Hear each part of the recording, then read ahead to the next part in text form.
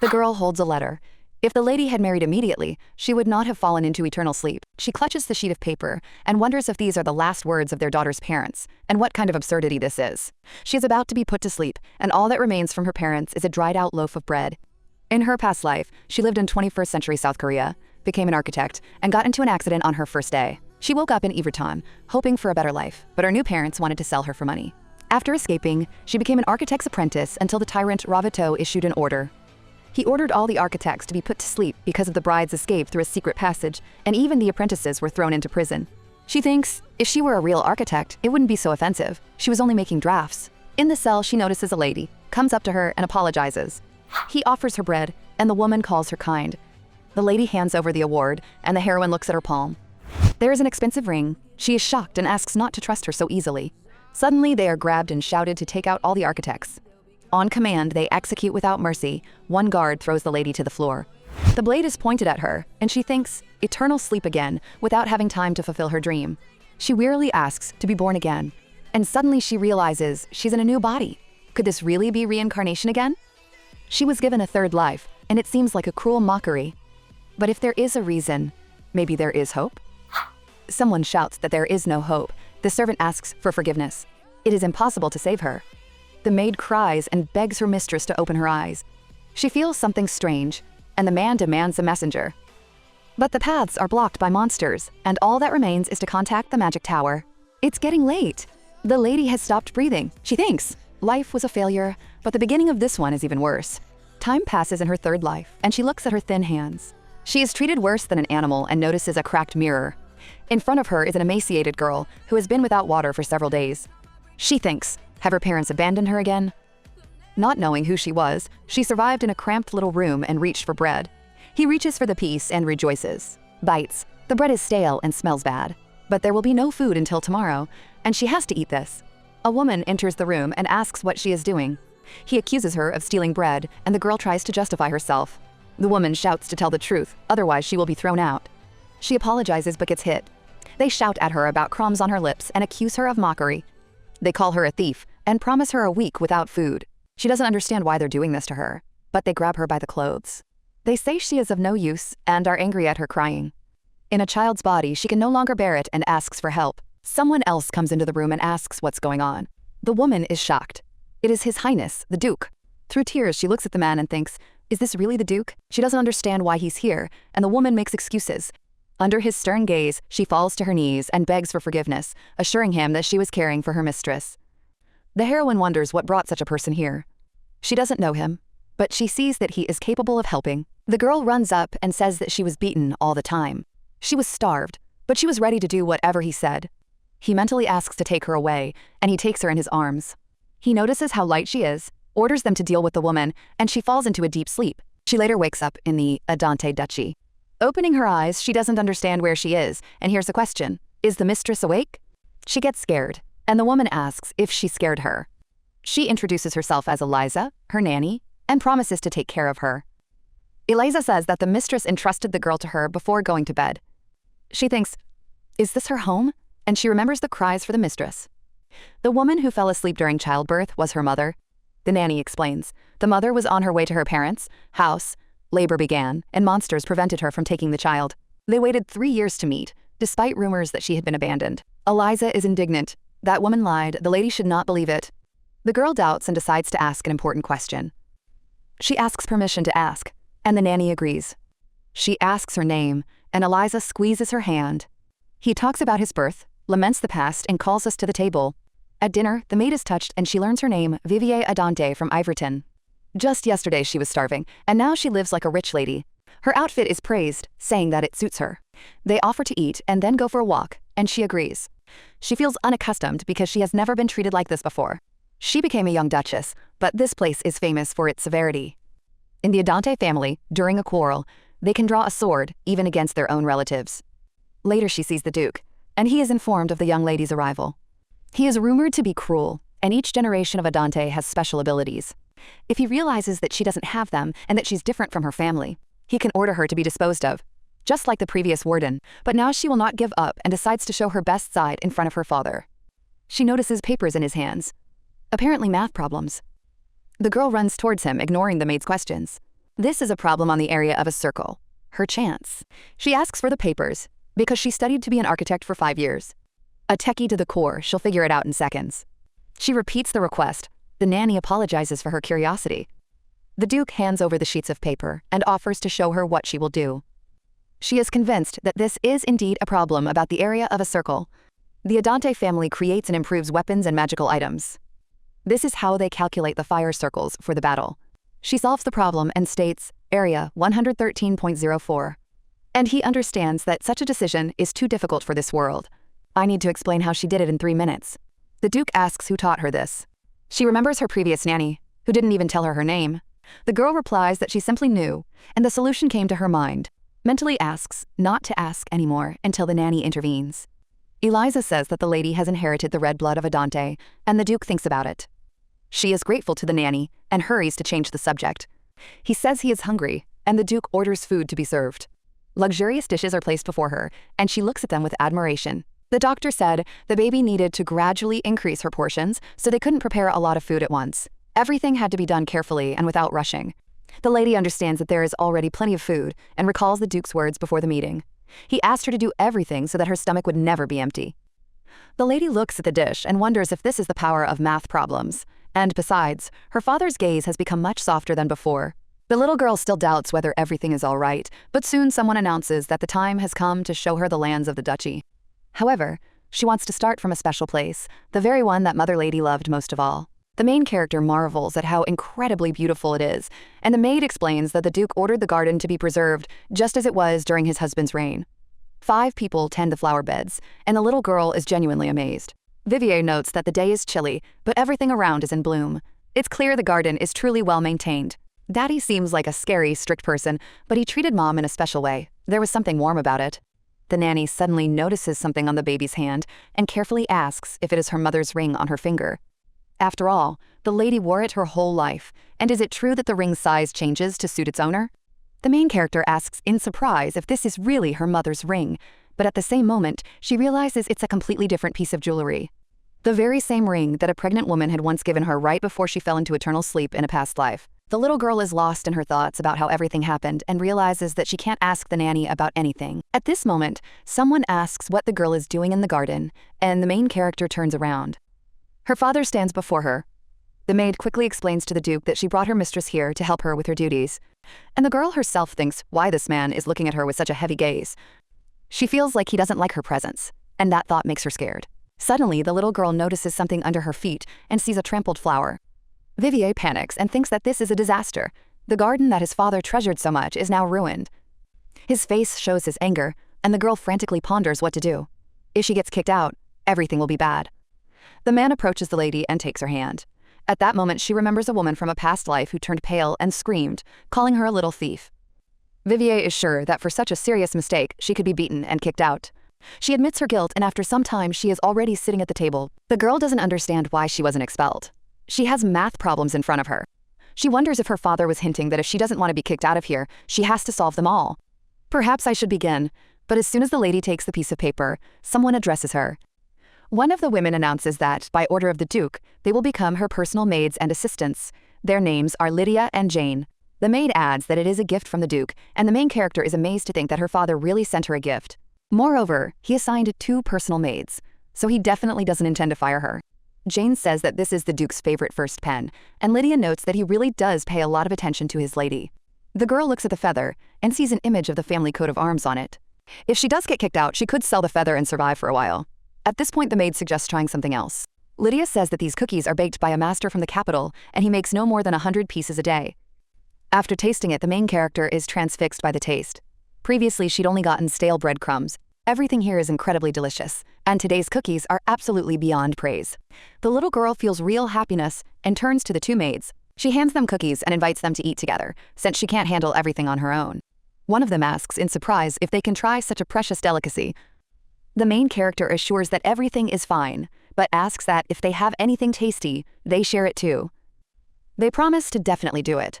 One of them happily says she's looking forward to the mistress's birthday party in a month. The main character understands that this place is still alien to her, and getting used to it in the body of a little girl is not easy.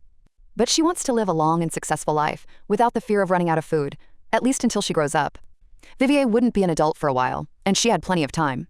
At least, that's what she thought. A month passes, and suddenly, someone in a panic informs the Duke that the lady has disappeared. The girl herself, in the forest, feels it like a blow in the middle of the night. Because suddenly she became an adult. Just recently, she woke up as usual. When she wanted to bury her face in the pillow again, the maid carefully put it under her and said that she had a feeling it would be like this. The woman insisted that it was time for the lady to get up, but the little girl objected. At her age, she needed to sleep a lot. However, the maid firmly said that it was impossible today, and even washed her to wake her up faster. And while this was happening, the main character was thinking how wonderful it was to be a lady from a wealthy ducal family. Jane asked if the lady remembered that today was her birthday. The protagonist was surprised. Had it really been a month since she arrived in the duchy? During this time, she learned from the maids that she had been reborn after 100 years. Vivier asked about the time the tyrant ordered all architects to be put into eternal sleep, and was told that 100 years had passed since then. His harsh reign had ended about 70 years ago. Even after such an act, he remained on the throne for another 30 years, and then he himself plunged into eternal sleep. She was speechless. It all seemed disgusting, and she still couldn't get used to her new face. As she touched it, the lady thought how soft it was, and at that moment the maids behind her whispered something. One asked if the lady was doing something nice, and the other regretted not having taken out the recording stone. Jane said it was a shame to keep such sweetness only in memory, and Lydia asked to repeat it again. The main character agrees and thinks who could have imagined that she would do this with her own hands. She convinces herself it's just a little fan service and nothing to worry about.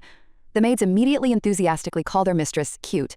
30 minutes later, the girl sits at the table and quietly says that her daddy is still not here. The lady understands why he is in no hurry. On her birthday, he lost his wife. And yet she waits for him for a while. The nanny suggests they wait a little longer, as the Duke will arrive soon. The main character shakes her head and suggests simply making a wish. When asked about her wish, she replies that she only wants one thing: to spend her birthday next year with her daddy. And suddenly someone says that it looks like this desire will no longer be needed. The Duke appears, takes off his helmet, and explains that he was detained by business. Vivier hesitantly asks if it's really her daddy, and he asks how long she waited. The girl replies that it wasn't long at all. The maid thanks him for coming. The man explains that there was a gang of robbers in the area. If he hadn't dealt with them, residents could have suffered. And next year, he certainly won't be late. The protagonist wonders if he seems almost apologetic. When someone does something good, you can't praise them enough. So, to make herself look better in front of her dad, she says that he is incredibly cool because he can punish bad people. Daddy's the best. The man sits down at the table silently, and the girl senses an awkward atmosphere. Vivier wants to hide anywhere, and the Duke suddenly asks what her strange fingers mean. The little girl replies that this is a sign that coolness can take over the world, and wonders if he will believe it. The man calmly says that then she should continue to sit like that. The nanny announces that the cake is ready, and the Duke asks the girl to lower her hands. The main character agrees, and recalls that in her first life, only advertisements congratulated her. And in the second, she completely forgot about the day's existence. Now she's asked to blow out the candles and make a wish. The lady does this, and understands that this is why she is so grateful to those who are now next to her. The Duke congratulates her, and asks what she wants. The girl is surprised. He mentions a gift. The man grins, and asks if she really thought she would be left without a gift. Vivier replies that it's not that, she just doesn't know yet. She's already received too much. Then the Duke suggests that she decide what she wants before her next birthday, and he himself is about to leave. At this moment, the lady notices something on his shoulder and wonders if it is a red liquid, and if he is injured. She calls out to her daddy, and when he turns around, she looks at him carefully. But his face is calm, as if nothing had happened, and she just wishes him a safe journey. The little girl convinces herself that she must have imagined it. Later, the maid carries her away and informs her that the party is over. Now you can go into the room, and she will sing you a lullaby. The girl happily agrees. After all, you need more sleep to grow up faster. The woman asks with a smile if the mistress is in such a hurry to become an adult. The little one replies that yes, she wants to grow up as quickly as possible. If she becomes strong enough to take over the world, she will definitely survive this time. That's why she said she wanted to grow up, although in reality, she wanted something completely different. Waking up and looking in the mirror, the lady is shocked to see that her body has grown dramatically. This had never happened in her past lives. She takes a deep breath and decides to calm down first, and then think about what to do. It's quiet outside, no one's around. If she just sits there, they'll think she kidnapped herself, which is tantamount to execution. So, first she needs to run. The main thing is that no one notices her. She needs to hold out until morning and then decide something. But suddenly someone asks where she's going in the middle of the night. Turning around, the protagonist sees a soldier at the exit. The bright gleam of his armor hurts her eyes. The man says that he sees her for the first time and demands to know who she is. Soon the Duke appears and irritably asks why they are standing idle, ordering them to get back to work. But one of the servants reports that the red liquid almost spread throughout his entire body, and he was treated with the help of the Holy Spirit for 8 whole hours. He knows there are plenty of enemies around, so why is he acting so recklessly? The man only responds coldly. He says the Baron talks too much. Then the other man almost loses his temper and reminds His Highness that one of his duties is to take care of them. After all, he knew the robbers had laced their arrowheads with poison, so why didn't he take action immediately? Why didn't he get preventative treatment? The man is silent. And in the silence, he remembers how his daughter thanked her father for coming. The Duke calmly replies that they found out what poison they used, which means it was all worth it. But one of them notices that the Duke understands perfectly well what they are really talking about. And suddenly a maid bursts into the room, screaming that a disaster has occurred. They ask her what happened, and she replies in a trembling voice that Madame Vivier is missing. The Duke, shocked, asks again what she's talking about. And last night, one of the knights stopped the lady and asked where she was going and who she was. The girl didn't know what to say, but she knew she had to calm down. That was the only way to get out of here. The lady said that she was Madame Vivier's servant, and her name was Siona. The man replied that he was seeing her for the first time, but the girl insisted that they had already met. Vivier silently begged him to believe her. Then the knight admitted he was bad at remembering faces and allowed her to continue. She thought how lucky she was. She was leaving the ducal fortress for the first time. Now she needed to find a way to become a baby again. But she was curious about what the world had become in the 100 years since she'd been dead. Her memories of Iverton weren't the fondest. And yet curiosity prevails. Surely everything has changed in 100 years. However, upon stepping outside, the girl freezes. Before her are ruined buildings. The houses look as if the city had been bombed. The Hebrew she knew was never such a ruin. After a while, she sits down under a tree, and only now begins to understand the servants' conversations. One of the maids said that Nellen's house had collapsed, and now she would have to move to a camp for the victims. Another replied that it was terrible and was worried that there would be no rain this year, otherwise their house might not withstand it either. Vivier was surprised by their fears then, but she couldn't have imagined that things were so bad outside the fortress. She wonders why Ivertin has deteriorated so much. Could it have all started after that order? When all the architects were caught and sent to the chopping block, plunged into eternal sleep. After a while, the lady opens her eyes and realizes that she has fallen asleep. The body is still an adult. What needs to be done to become a child again? You can't just sit there, you have to move on. But this requires money. She brings a decorative dagger she grabbed from the castle, and the seller says he'll give her no more than 1 gold piece. The girl is indignant. She won't give it up for that price. The dagger has a special design. The man shrugs and agrees to add 2 more silver coins. His family used to be involved in large-scale construction, and now he is haggling with a girl over a trinket. Vivier is wary. Large-scale construction, he's talking about those times. About the time 100 years ago, when great engineers built grandiose projects. She asks if he comes from a family of artisans and can build things himself. The man replies that we should try. Nowadays, everyone is only doing renovations. Almost no new houses are being built. He advises her to take the money and leave, but Vivier realizes he's right. Nothing new is being created. There are no architects left. Even the inns are barely distinguishable from the street. Money loses its meaning. She doesn't know where to go or what to do next. If he doesn't return to the child's body, he will never see the maids or Eliza again. And this thought makes me sad. They were the first ones to treat her kindly. If she had known that everything would end like this, she wouldn't have said that she wanted to grow up faster. She quietly says that she wants to go back. And suddenly she feels a strange sensation in her body. She feels sleepy.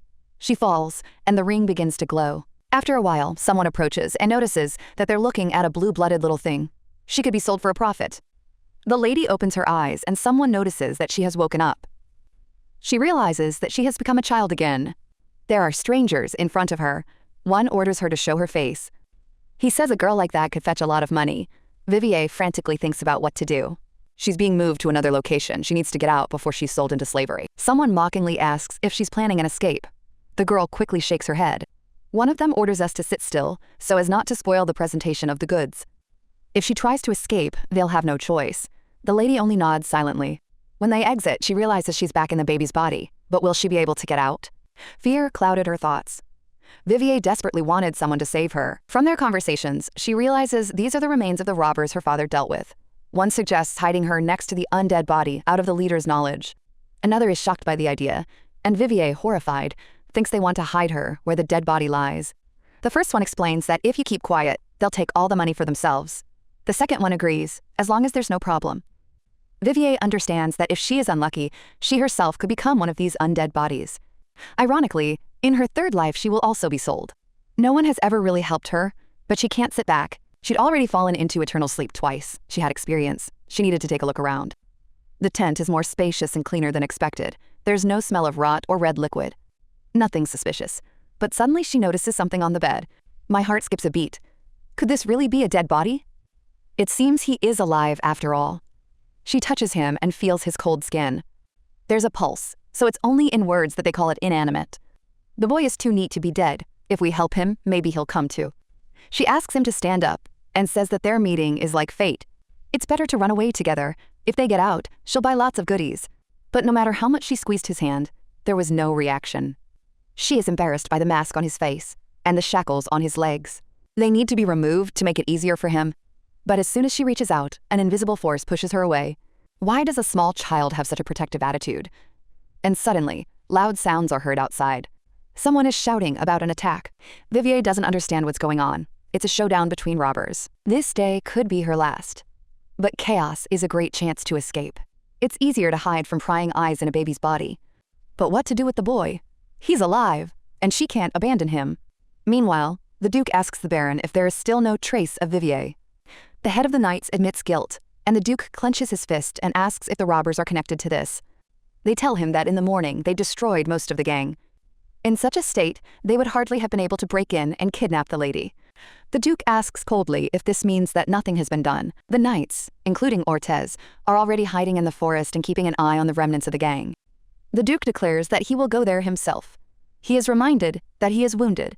He replies that everything is fine with him. And let it be as he wishes. Meanwhile, the lady again asks the boy to wake up. She asks him to open his eyes.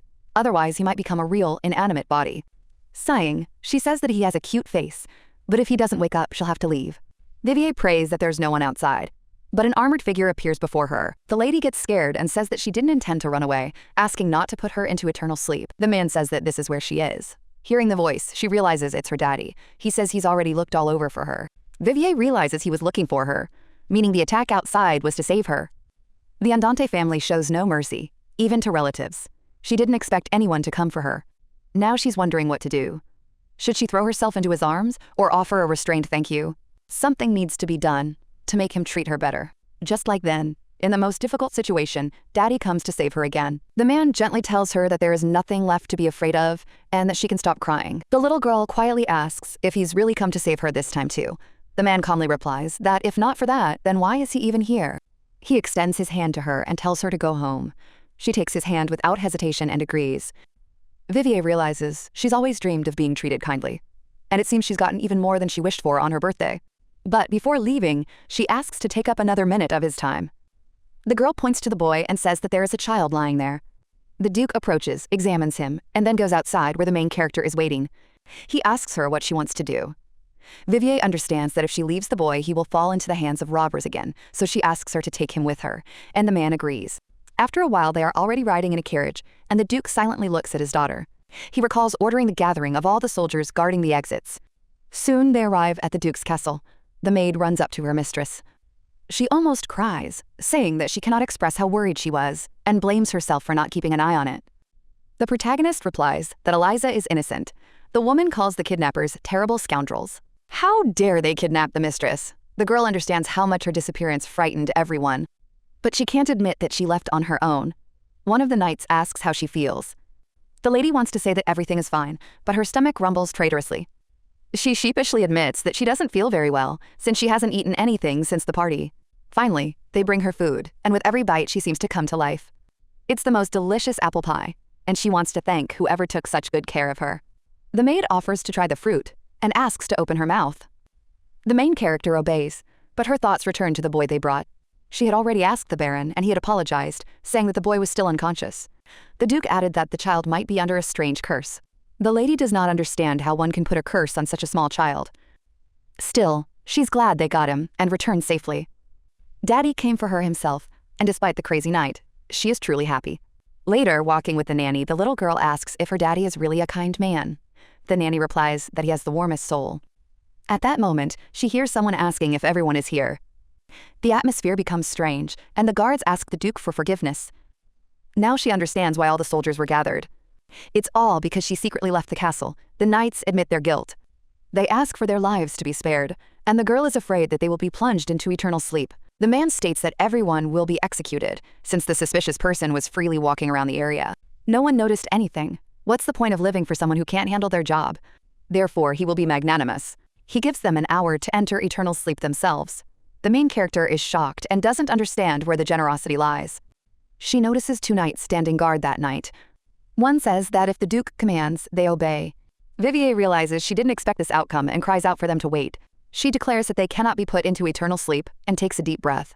And then he says loudly that if Daddy acts like this, then he is scary. The man wonders if he really is that scary. The nanny asks the lady to stop crying, assuring her that the Duke will show leniency. The baby asks her daddy not to put anyone into eternal sleep. She can't let innocent people suffer because of her. The man replies that he was hasty and will not put anyone into eternal sleep. The girl still insists, and he confirms that he will not do this. Instead, he will deduct a week's pay and order discipline to be restored immediately. The knights thank the Duke and call their lady their savior. The main character asks the nanny to leave, and she agrees. She realizes that if she hadn't become an adult that night, none of this would have happened. But why did she suddenly grow up and become a child again? There are no answers, nor is there any certainty that it won't happen again. She asks the nanny if the boy from yesterday has woken up. The lady wants to know what's wrong with him, but the Duke, walking behind, intervenes. He says the child was sent to another place to recover, and it is unknown when he will wake up. Vivier is worried that things are really so serious that even the Duke's doctor is powerless. The man turns to his daughter, and when she responds, he asks a question. Could it be that she wants to see that boy first, not him? His expression seems strange. The little girl quickly says that she wanted to see her daddy before going to bed.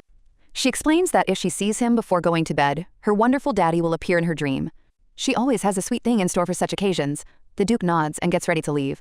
Vivier worries if it worked, but the man leaves with a slight smile. Later, the maid asks her what she was thinking about. The girl replies that it's nothing. Her pajamas are just very beautiful. The maid is happy and says that she and Lydia cooked it together. Vivier thanks them, saying they don't have to try so hard. One is touched, while the other regrets that the photo equipment hasn't arrived yet. Later, the maids leave and the main character heads to the office. She tells her daddy that she came to say goodnight. The man asks her to sit down for a moment. The girl agrees and notices something on the table.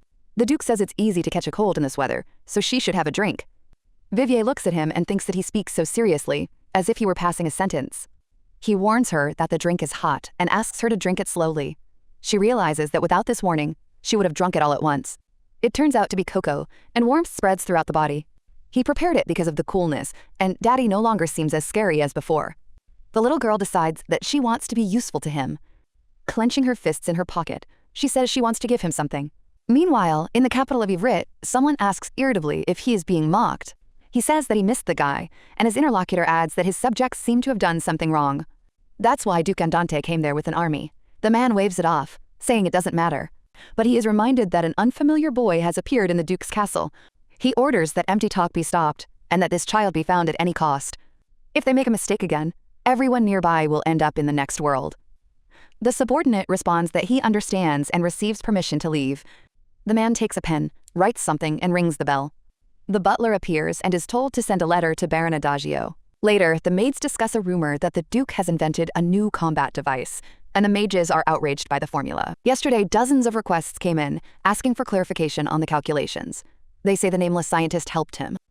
One is wondering who it is, and at that moment, the main character runs past. She says hello and thinks about the nameless scientist, remembering the conversation with her daddy.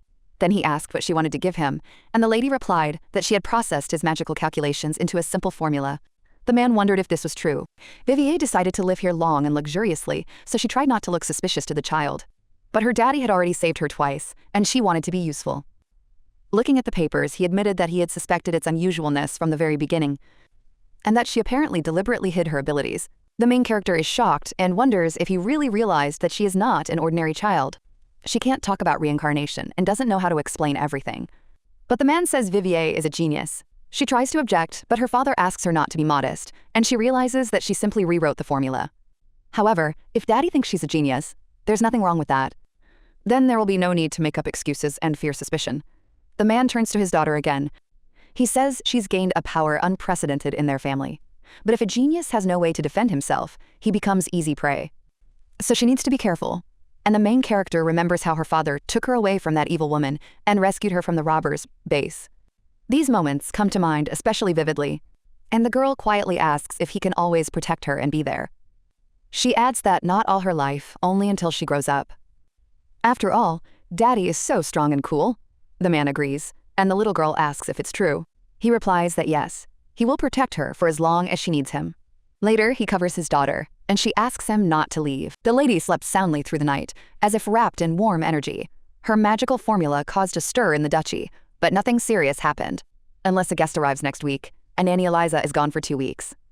The maid asks her mistress to repeat her name. The little girl tries, and the woman is touched by her cuteness. But the main character realizes she's mispronounced it again. She wants to learn quickly, and the maid promises to read her many books. On her father's orders, Eliza went to her mother's house in Irat County. When her mistress got married, her nanny followed her. Perhaps that's why she's so devoted to Vivier. And the girl wants her to return as soon as possible. A little later, the maid promises to read a story about the prince and princess. The little girl is delighted. Long ago, before closing his eyes, the emperor bequeathed the forest to his children. But the prince and princess sank into sadness and didn't care about him. The animals started a war and destroyed the forest. The princess tried to reason with the angry prince, but he secretly set fire to the forest. The maid closes the book and notices that her mistress has fallen asleep. The second one asks if she is really sleeping and receives confirmation. Then they discuss who will arrive tomorrow, as the atmosphere in the castle is tense. Jane replies that Baron Adagios has committed a misdemeanor, and there is no reason to rejoice at his arrival. One of the women recalls a nanny from the capital who abused her mistress. Baroness Adagios claimed that she knew nothing, and hired her because of her good reputation. The main character smirks to herself. What good reputation could she have if that woman had mocked her? The maid adds that Baron Adagios is second in line of succession, and has previously tried to promote Mr. Justin. This makes her uneasy. These spouses are clearly unpleasant, and Vivier's premonition only intensifies. If the Baron came with bad intentions, they won't let them go so easily. Soon the carriage arrives, and the Duke asks if he has arrived. The man tells his brother that yes, and complains that he was too busy to visit them more often. His wife also apologizes, saying she should have paid more attention to the visits. She turns to the little girl and remarks on how much she's grown. The girl politely replies that she's glad to meet her. The Baroness calls her smart and sweet, and Vivier wonders if they really were the ones who hired that woman. 2 more people get out of the carriage, and the woman tells Justin and Medina to say hello. The girl greets them, and Medina is surprised by her name. Justin greets him reluctantly, but Medina offers to be friends. The main character agrees and invites them inside. Medina notices that Vivier's greeting is short and asks if she can even speak. The baby is clearly not what they expected. Vivier thinks these kids are trying to bully her. Justin calls his sister an idiot because Vivier is simply in shock. The main character doesn't understand what there is to be surprised about. The boy boasts about their golden carriage, created by the greatest wizard. He asks if the lady is impressed, and he adds that if she asks nicely, he will let her go for a ride. The girl replies that she is not interested. Justin hints at envy, and she only sighs. Childish nitpicking. Most of the capital's artifacts pass through their family. It's no wonder Andante is considered one of the greatest. And thanks to her formula, wealth will only increase. So will she be jealous of some carriage? Someone asks again if she is jealous of this wreck. The little girl is surprised and answers no. She is amazed by the strange questions. The Baroness pulls the children up and says that they should be more understanding. She's hinting that Vivier isn't as smart as they are, and that look betrays her true intentions. The main character realizes that it was the Baroness who ordered that woman to mock her. The Baroness suggests going inside and having lunch. Vivier feels uncomfortable at the table. The maid serves the steak, and the little girl thanks her. Justin mockingly asks why she eats so voraciously. At this moment, the Duke makes a short sound, and the air seems to freeze. Vivier is worried she might have broken etiquette. Perhaps her father is ashamed to compare her to these children. She decides to take action, and hands her daddy a piece of steak. If he eats something tasty, maybe his anger will subside. But the Duke asks to give him the piece, and he asks if she wants him to feed her. In her mind, she replies no. However, he himself brings her the steak and tells her to eat. Vivier says it's incredibly delicious. Her father asks if it's true, and she assures him it's the best. He asks what else she wants, and Justin intervenes, stating that at her age he ate himself. The mother immediately shuts him up and says that Vivier is just little. The Baroness reminds her husband that they need to discuss something with the Duke. The maid brings tea, and the little girl thanks her. The Baron begins a conversation about the Schwitz family, who are raising funds for special items for the palace. You can invest in Prince Nikafried's appearance, because he will grow up to be a handsome man. Vivier doesn't understand what it means to invest in appearance. Even in Korea, she had never heard of such a thing. Could fraud really be rife in the palace? The Duke asks directly what he is getting at. The brother asks to borrow some money, assuring that it is not a burden. The main character is shocked. so all their ostentatious luxury is just empty talk. He assures that since Duke Schwitz is doing this, everything is reliable, and asks to trust them at least once. Vivier senses a catch. The Duke coldly replies that the conversation is over. He has no intention of borrowing money for dubious investments, especially with gambling debts. Suddenly, a plate breaks. The Duke stands up abruptly and asks what's going on. The maid excitedly asks her mistress to come to her senses. The main character doesn't understand why she can't breathe. The Duke, in shock, orders everyone to leave the hall. The Baron and Baroness only smirk. Vivier wonders if there was poison in the food. After a while, her body becomes heavy, and she hears voices. Opening her eyes, she sees everyone looking at her. The Duke shows his fingers and asks how many there are. She replies 3. He asks her full name, Vivier Andante, and who is he? Daddy. How many apple pies did she eat? 3. It's hard for her to speak. The Duke hugs her and says that she is doing well. She looks around and doesn't understand why there are so many people around. He says that if she doesn't want to see them, he'll sort it out. But she just asked why they were here. It was anaphylactic shock, a severe allergic reaction to the food. The chef, in despair, says he didn't know about the citrus allergy. Vivier remembers looking at the products for the reception. She pointed to a citrus drink, and the maid said it would be perfect. She wanted to try it, and now she realizes that she lost consciousness, not because of the poison, but because of the tea and juice. The cook begs for mercy, telling about his sick wife and little daughter. The main character thinks that at this rate, she will get used to such dramas. If things continue as they are, there will soon be no living people left in the duchy. The girl turns to her father, but he says there's no room for gentleness today. They almost lost her, and this time he's not going to turn a blind eye. Just recently, someone reported that the Duke had carried out excellent resuscitation measures, but there remained a risk of cerebral edema. The man understands that he will not allow such a thing to happen again, and this time he will not forgive anyone so easily. The little girl grabs him by the clothes and says that she wanted to try the tea with citrus juice herself. She was the one who begged them not to check anything, so it's only her fault. But the Duke replies that even if she says so, he cannot leave everything as it is. 5 minutes later, the cooks are tearfully confessing their allegiance and begging for mercy. The Duke orders them to remain silent. Vivier feels relieved. She was sure it would all end horribly, but the execution was called off. When everyone was ushered out into the hallway, the room finally became quiet, and the little girl asks her daddy if he was very worried. He turns to face her, and he admits that he can't lose sight of her for a second. It's good that her brain is fine. He checked that with questions. Vivier says there was no point in being stubborn about the tea. She apologizes for disturbing him, and the man replies that everything is fine. But from now on, when trying something new, you need to start with a small portion. The girl nods.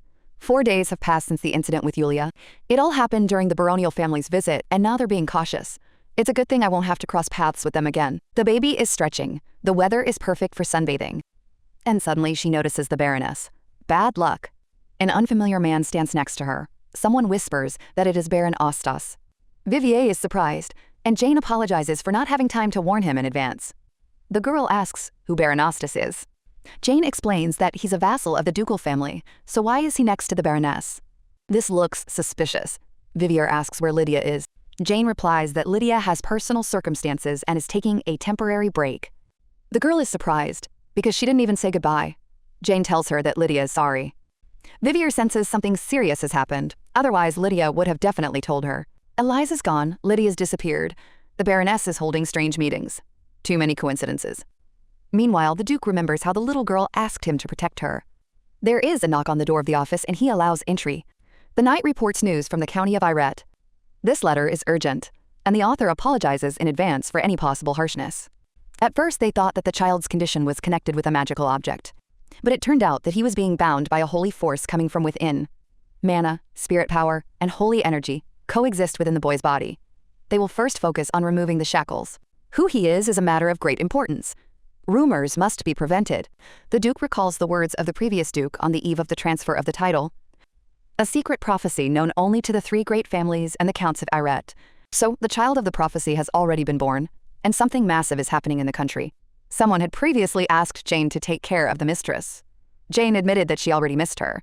When she arrived home, she saw that the house was completely destroyed. Everything turned out to be worse than she thought. At this time, Vivier enjoys the sun, but the light hurts his eyes. The maid apologizes for not preparing the hat in advance. Vivier notices the gloomy expression on her face. Something is clearly wrong. Jane says she will bring a hat, and if anything is needed, the servants can be asked. Lying down on the blanket, Vivier realizes that Jane has been acting strange lately. After Lydia's disappearance, she often becomes lost in her thoughts, and once even forgot to feed her. Nearby, a maid whispers that Lydia left for the capital because of her nanny. Eliza's husband was injured, and the Duke immediately called a doctor from the capital. Vivier rises in shock. Could it be that Eliza's house has fallen apart? Jane puts her hat on and asks how long she has been waiting. She adds that the lady is beautiful in any hat. Vivier turns to Jane again, and he asks directly if Eliza's house was really destroyed. She demands an honest answer. Jane admits she didn't want to say it, but it's true. The nanny only stopped by briefly, reported to the Duke, and immediately left for the capital. Vivier understands that the destruction of houses here is almost commonplace. She lived in the safety of the castle and began to forget what was happening outside. The girl asks when the nanny will return. She is told that when the family gets better. They were given housing in the castle, but what should the rest of the people do without homes? At this moment, Medina approaches her. She suggests going for a walk together. Vivier is surprised, but Medina says that their family will soon be leaving and she wants good memories. The girl doesn't want to go for a walk, but it would be impolite to refuse. She tells Jane that she will walk in the garden with Medina. Jane agrees and says she will wait. Medina assures her that he will take her to her room. Vivier asks Jane not to worry. She doesn't plan to go for a long walk, she just wants to give Jane some rest. Medina admits that she always dreamed of having a younger sister. And he asks if Vivier would like an older one. She replies that it would probably be a good thing. Suddenly Medina screams, frightening her. She says how similar their feelings are, and Vivier doesn't understand this theatrical tone. Medina declares that from today on, they are like sisters. If you feel awkward calling her sister, you can just call her by her first name. The main thing is closeness. Vivier senses falsehood. Medina says she heard about the evil nanny and that Vivier didn't even learn etiquette. These words were clearly spoken with intent. The only one who could say that was Baroness Adagio. Vivier politely replies that she doesn't need help. She removes Medina's hand, and she says she can handle it herself. Their relationship isn't that close. Medina asks, offended, how one can be so cold. When Vivier leaves, Medina falls to the floor and starts crying. She asks why he pushed her. Vivier is frightened by such a sudden change. There is a scream behind us, and someone is running towards Medina. The Baron turns to his daughter in panic. He screams that Vivier pushed Medina. Vivier steps back and accidentally steps on someone's foot. It's the Duke. He's asking what's going on. The girl realizes that this looks like a trap. The Baron claims that his daughter fell in front of everyone. Vivier doesn't understand why everything happens exactly when Daddy is around. The Duke calmly says that he sees no wounds on his daughter and asks her directly. A witness jumps out of the bushes and declares that the lady offended Medina. He says he saw Medina fall. The Duke asks if this means she fell herself but blamed Vivier. This is confirmed. And then he asks if it means that all this was made up. The girl is frightened for a second, but immediately gets up and loudly declares that everything was completely different. She says Vivier just refused to be friends, but she felt like she was pushed away. Medina insists that she simply misunderstood Vivier and apologizes. The main character looks at her and thinks how cleverly she gets out of this, hiding behind a misunderstanding. She obviously saw who was approaching and staged the scene. But Vivier was tired. There was too much bad news and suspicion all around. She decides not to make a big deal out of it, and calmly says that if Medina feels guilty, then he should think about his actions. The Duke at this time turns to the knights and asks why they have been watching Vivier all this time. The knights explain that they assigned duties for her safety and call themselves Govalu. This stands for Madame Vivier is the best. The Duke dryly remarks that he is surprised by the existence of a group in his own fortress, which he has never heard of. Then he turns to his daughter and suggests that she leave, since it is unknown how the others will behave if they stay nearby. A little later, he asks where she wants to go, and Vivier asks to take her to Jane. The Duke calls the knights strange with their Govila, and Vivier thinks that Papa himself is not far off. Later, the main character tells the maid she wants to play in the sandbox. The maid offers to bring a small shovel, but Vivier is still haunted by the nanny's ruined home and wants to do something to help. After much thought, she asks to bring red clay. The idea of a house made of straw bales and clay is already taking shape in her head. This type of house requires straw, wood, and clay. It is easy to build, and the materials are cheap and readily available. It will take a lot of hands, but if you show Daddy a clear plan, everything can work out. Then it will be possible to solve the housing problem of Ivritin without unnecessary difficulties. The maid apologizes and says that this might be difficult, and Vivier is surprised because she is not asking for jewelry. It turns out that spending money on unusual things requires a nanny's permission, and you'll have to wait until Eliza returns. The maid suggests simply playing in the sand in the garden, but Vivier understands that he will have to find another way. Later, the maid knocks on the Duke's door and asks if her mistress will have breakfast with him. The little girl replies yes, and the woman says that they will see each other later then. The Duke opens the door and invites her in, and Vivier wishes his papa good morning. She lifts her dress in greeting and looks closely at his face. His expression hardly changes, and although she feels close to him after being saved, for him everything may be the same. She doesn't know if he loves her with all his heart, so she can't relax. She needs to try even harder. The Duke says that she woke up early, and Vivier becomes wary, because today she slept late. Perhaps this is a reproach for laziness and late rising. But he explains that he wanted to see her since the morning because he had prepared something special for her. He holds out the object and Vivier examines it carefully. This is a sacred artifact called the Patronage of the Spirit, a legendary treasure rumored to exist, an item that allows one to use powers that never existed before. The Duke says that although the royal family did not give permission, the Counts of Yret temporarily handed over this sacred object to her. Perhaps he can protect Vivier in his place. And she wonders if it all started after her kidnapping. Could Eliza have really come to the capital for this very reason, and all for her sake? For the first time, she's been treated with such care. In her first life, her parents abandoned her. In her second life, they were going to sell her. And now everything is different. The Duke adds that there is one more peculiarity. The spirit of the wind is contained within the artifact, and he is confident that she will cope with Sylph. Vivier asks if this is a real spirit and looks at the decoration. Suddenly, a wind comes out of it, and she is shocked by what is happening. Something resembling a small fairy appears nearby. The Duke explains that the artifact doesn't tame the spirit, but allows one to harness its power. Vivier wants to clarify what this means, but the man does not let her finish. He says it is Sylph, the spirit of the wind, and offers to command him to return. The girl does so, and the spirit disappears into the ornament. The Duke explains that the power will change depending on how she controls it. So she needs to be careful, and Vivier agrees. She feels joy and warmth from her daddy's action. She wants to thank him properly. But at that very moment, her stomach rumbles treacherously, and she wonders with embarrassment what a bolt from the blue. The Duke calmly says it's time for breakfast, and Vivier mentally complains about why this always happens at the most important moment. Soon the servants announce that the food is ready, and she is delighted to see familiar faces. Daddy places the steak in front of her, as if he knows her taste down to the last detail. Vivier is worried about the spilled soup and asks what to do with the stained clothes. While she is apologizing, the Duke thinks that his daughter really loves to eat. The little girl asks permission to ask a question. She asks if there is any news about the boy they rescued. The Duke replies that he is seriously ill and admits that this child also worried him. His mask and shackles contained a sacred power that could replicate his abilities. Holy power can not only heal but also destroy or curse, but the temple keeps silent about this for the sake of its reputation. This means the culprit may have ties to the temple. Even if the boy wakes up, he can't see Vivier. He might fall into an eternal sleep, so it's best to forget about him. Vivier sighs heavily because she saved him precisely so that this would not happen. He's still a child, and she genuinely feels sorry for him. The maid asks if something is bothering her. Vivier replies that she's simply overate, and the woman promises to bring tea for digestion. The girl understands that it will be vinegar disguised as medicine, but she doesn't want to drink it at all.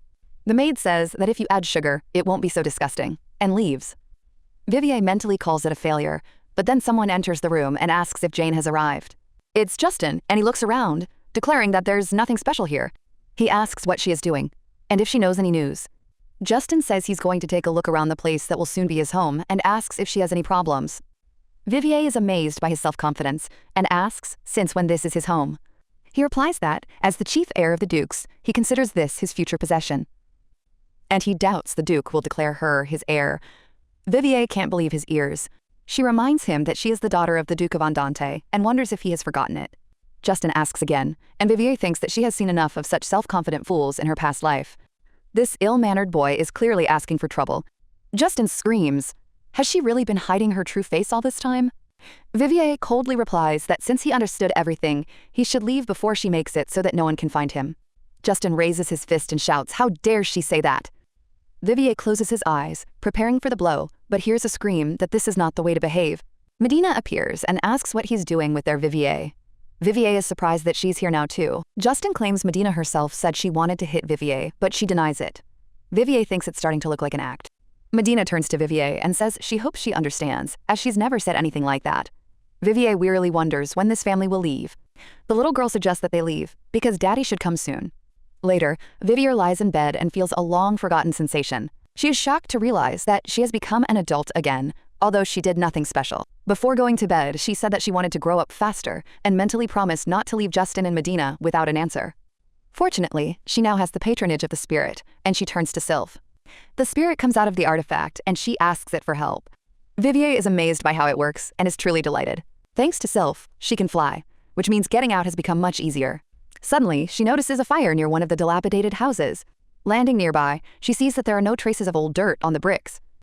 The house looks like it was just recently destroyed, and she gets the idea that this might be Eliza's house. The foundation is intact, and if you approach it wisely, it is entirely possible to restore it. If she stays an adult, she will be able to help people faster. At that moment, she notices the light from the ring and realizes that its color has changed. Perhaps Mother's ring is also a sacred object. And suddenly, pieces of glass start falling from the house, and Vivier gets scared. The girl understands that everything could have ended in disaster and decides to first return to the Duke's castle.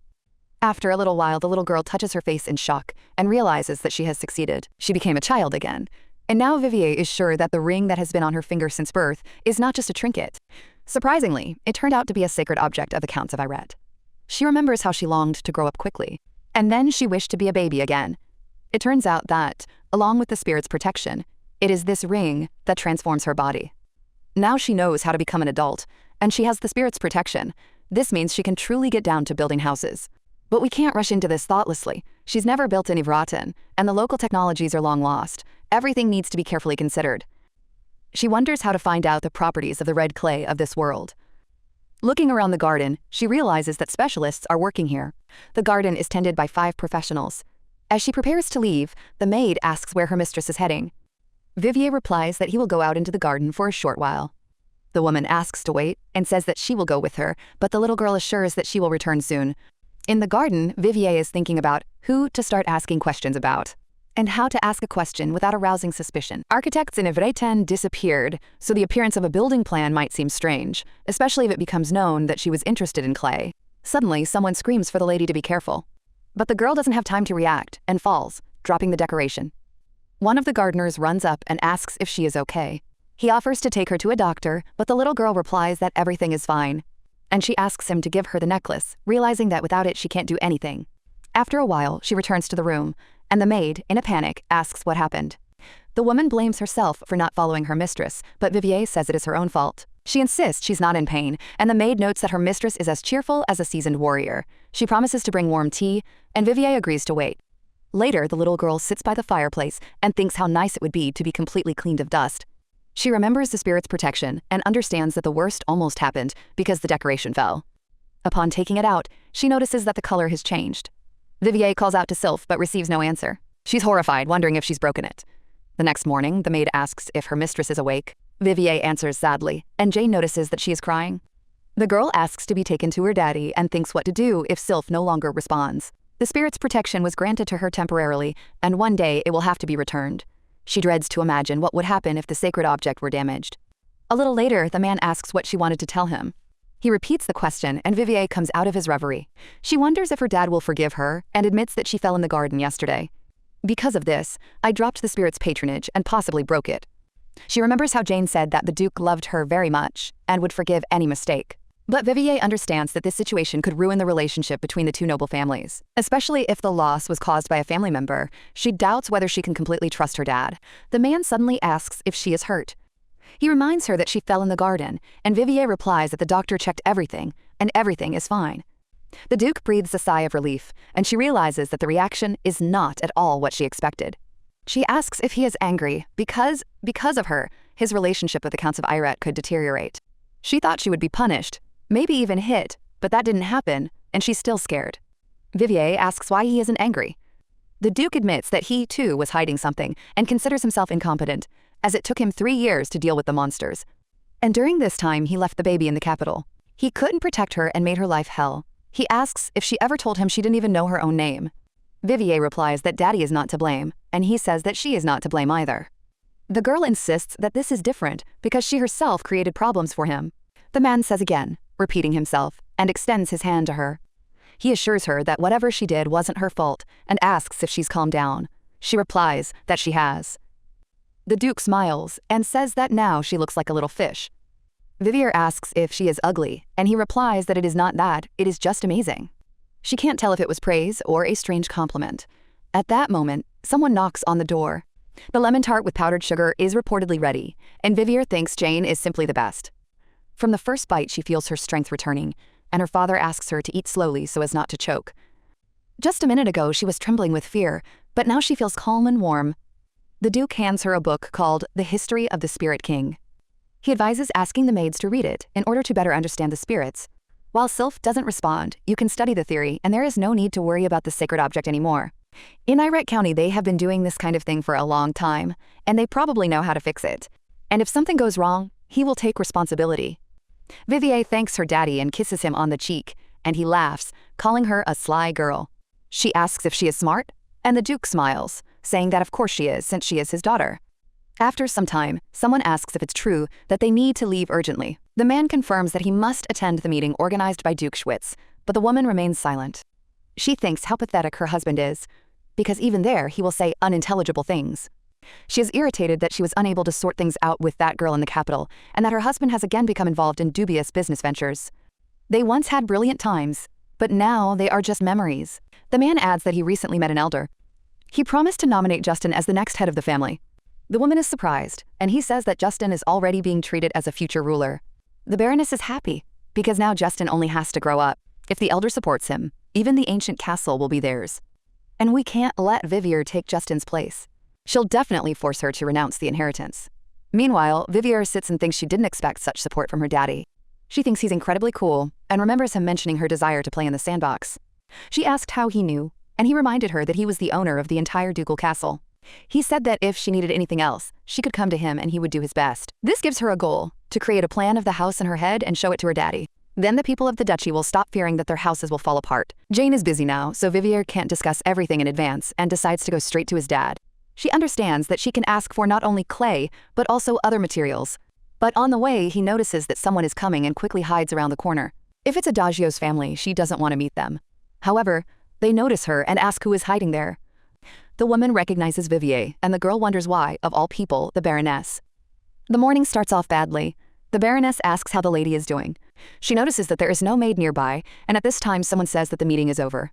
One man asks why the kingdom refused to import goblin skins, another is worried about Ivritine. Suddenly, the Baroness screams that Vivier is to blame for everything and begins to cry. People look at her and the crying girl next to her in surprise. One asks what happened. Vivier says that now she won't be able to ask her daddy for money and that it's all her fault.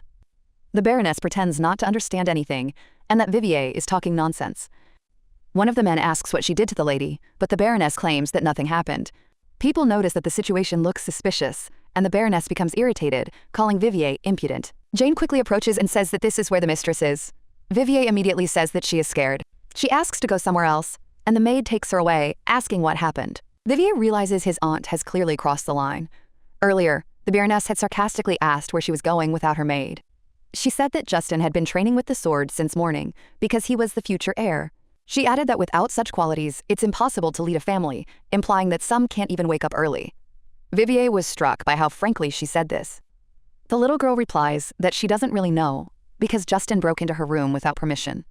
And then he started swearing, so she doubts that he will grow up to be a decent person. The woman claims that Justin would not have said this without a reason, and is sure that not everything in his words was a mistake. Vivier calmly remarks that Justin seems to be simply stupid and needs more attention. The Baroness sarcastically calls her a sharp-toothed brat. She screams the girl doesn't even have a mother, asks where her real place is and who she took after, and he adds that if Vivier values her life, she should choose her words more carefully. The girl wonders if she's seriously threatening the child. Then the little girl asks if the Baroness knows a proverb from another country. A child can do many things, but a grown woman cannot. The Baroness flares up and screams, "How dare the snotty little brat who sent her mother into eternal sleep speak like that?" Vivier replies that she understood her hint perfectly and is ready to take back everything she said. She deliberately lowers herself to the floor, and the people who come in ask why the auntie treats the child like that. After all, it looks like disrespect for the Duke himself.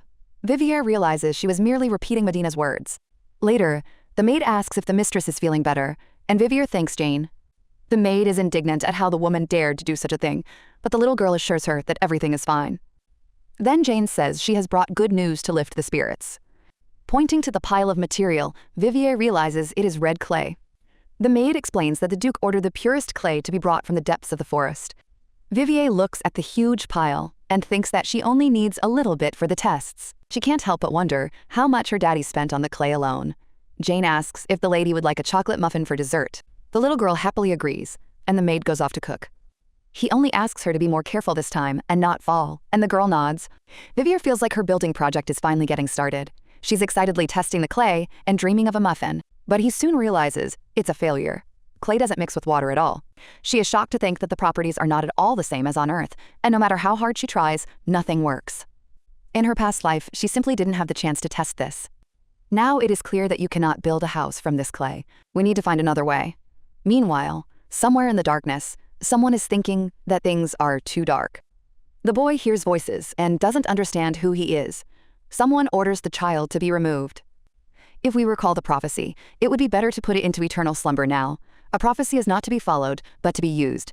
Since then, the boy continues to sleep, and his name is, but suddenly he remembers someone saying they were glad to meet an inanimate body, and he wonders if that is his name.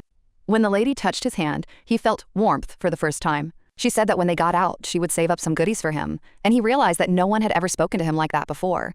Then he asked her not to leave and leave him alone, because he wanted to meet this girl again. After a while, the boy opens his eyes and asks where he is. And who are all these people around? Someone else comes into the room and says he just woke up. The young man again asks where he is and wonders if that girl is here. Someone is indignant that he is being rude to the Count, but the man replies that everything is fine. He explains that the boy is in Bellet, a possession of the county of Iret, and he points to a priest named George, who saved him, offering to thank him. The young man asks if he is talking about a priest, and hears in response that it is more accurately a priest in exile. You can tell from his face that something has been done to him, and the guy says he only knows one thing. He turns to the high priest Lefel and asks what he did with his body. The Count asks his name, and the young man replies that he was called the Unliving Body. One of the men is amazed that such a terrible name could be given, and the boy says that he likes it, remembering how the lady held his hand. Meanwhile, Vivier is fiddling with the clay and realizes she's back to square one. If clay behaves differently, other materials may also behave differently. If Sylph were there, they would have sorted this out together. And suddenly she wonders why the stone is called not Sylph's patronage but Spirit's patronage. Perhaps it can be used to summon other spirits, as was the case in the story of the Spirit King. Perhaps the color changed not because of a breakdown, but because the very essence of the spirit changed. The stone has turned brown, and Vivier wonders if it has changed elements. She remembers the name of the earth spirit from the book. And he quietly turns to the king of the spirits of the land, Terra, but at first nothing happens. As far as she knows, no one in the Empire has ever made a contract with the Spirit King, so how did she manage to do it? And suddenly the stone starts to glow, and the little girl, in shock, asks what is happening. A woman appears before her, calling her child and asking why she called her. Vivier doesn't believe her eyes and wonders if the queen of the earth spirits has really come to her. Terra confirms this and says that it was the girl who summoned her. Vivier apologizes and says it was an accident. Terra asks again, and the girl realizes that her words did not upset the spirit at all. The woman gently says that if a lady has something to say, she can simply voice it. Vivier feels that Terra is attracted to her, but suddenly her head starts to spin. She admits that she feels ill, and Terra explains that human bodies have difficulty withstanding contact with her. She promises to come again, but the little girl asks to answer at least one question before leaving. Vivier asks if there is a material that becomes sticky when mixed with water, and after it dries, it becomes incredibly durable. Terra says she knows one like that. Moreover, there are 3 materials with such properties. Vivier feels a ray of light finally appearing in the hopeless darkness. Later, Jane reminds them that it's almost time for bed and they shouldn't overeat sweets. Vivier notices that the plate is already empty and asks with a smile who ate it all. Jane jokes back and calls the lady sweet. Returning to the room, the maid asks if the lady was able to rest, since she had looked unwell recently. The girl replies that everything is fine now, and Jane takes out something else. This is a letter from Mrs. Medina requesting a meeting. The maid asks what the lady will do, and Vivier opens the letter. In it, Medina recalls their walk and writes that she is worried about the misunderstanding. Vivier doesn't understand what the misunderstanding is about, but he reads on. Medina asks to have tea on the terrace tomorrow to make amends, since they don't have much time left. The next day, Vivier approaches her, and Medina is glad that she came. The girl was simply curious about what she would say, so she agreed, but she is confused by the fact that Medina looks unusual. She's wearing simple clothes, not at all her style. Medina asks if Vivier felt awkward around her, and he says that he wants to say something from the heart if the girl is ready to listen. She asks if the letter surprised her, and Vivier admits that it did, but asks him to get to the point. Medina says that he only confesses to her because the others don't really like her. She doesn't understand why, since she's trying to be friendly, and asks if Vivier thinks badly of her. Vivier doubts that she doesn't guess, and Medina says that he treats her special, and he wants to know if she might like him. Vivier realizes the role is perfectly played. She agrees, not wanting to argue over trifles. Medina thanks him and says that now they will be like friends. And if so, she would like to stay longer in the ducal castle. After all, friends can ask each other for little things. Vivier is shocked, wondering what this means. Recently, Medina's mother told her that her father was finding it more difficult to borrow money. And all this is because of Vivier, but leaving the castle without results is impossible. We need to come up with an effective way. Then Medina promised to try to do something. She believed that Vivier was inferior to her and had not received an education. And she didn't understand why she had something that she didn't have. Now Medina says she doesn't want to leave Vivier alone in the castle. Her parents are going to a meeting with Duke Schwitz, but she is afraid to go because Lady Schwitz is offending her. She asks if the baby can ask her uncle to leave her here, and thinks that if she had been born into the Andante family, everything would have been different. Vivier doesn't know what to answer, and Medina hopes that she won't be able to refuse. Of course it's a lie, but there's nothing more convenient for her than to use friendly affection. Vivier apologizes to Medina and says that he doesn't quite understand what exactly happened. It's hard for her to fulfill such a request because her daddy is always busy. Medina shouldn't cry, she can come visit her. But Medina replies that she wants them to be friends forever. Vivier looks at her strange gaze and does not understand what is hidden in it when suddenly another lady addresses them. She apologizes for being late and says that she brought lemon tart with powdered sugar, but it seems she arrived too late. Vivier immediately runs to dessert and happily tells Medina that the cake is really delicious. Let her eat too and gain strength. Medina nods and says it must be delicious. Later, Vivier wonders if it was a waste of time to come to this meeting, because people don't change that easily. She definitely won't get caught a second time, and mentally wishes that Medina never comes again. Moving on, Vivier overhears a conversation where someone admires the Baron and says that he immediately recognized talent. The man congratulates him on the elder's support, and Vivier realizes that it is Justin and Baron Ostis. She really doesn't want to run into the Adagio family again, so she hurries away. Jane offers to go with her. But around the corner, Vivier suddenly bumps into someone's leg. The man asks if the lady is okay. She looks up and realizes they finally met. He says he doesn't think he introduced himself. He is the Baron of this duchy, Garon Ostas, who governs Sherid.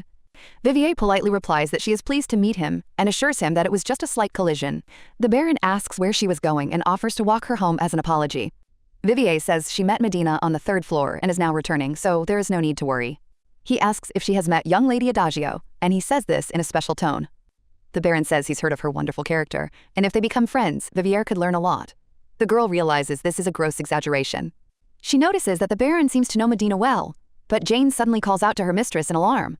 Vivier is surprised by the maid's reaction, and the Baron quickly adds that he and Medina are complete strangers. He says that he has probably crossed the line, and if the lady is busy, then he has to go. He appears friendly, but Vivier feels uneasy about his connection to Adagio. Meanwhile, the Duke sits with papers and examines his brother's carriage. He is informed that Madame Vivier has arrived. The girl stands by the door, wondering whether she should leave if he is busy. She hesitates, but suddenly the door opens sharply. The Duke stands before her, and Vivier shudders. He says he heard everything correctly. She sheepishly says she didn't know he was still working, but he replies that business can wait until tomorrow. The girl suggests going to dinner and remembers the birthday present she didn't choose. They agreed that she would decide later, and the Duke confirmed this. He asks why she suddenly remembered about the gift, and Vivier smiles slyly. She says she's already decided what she wants.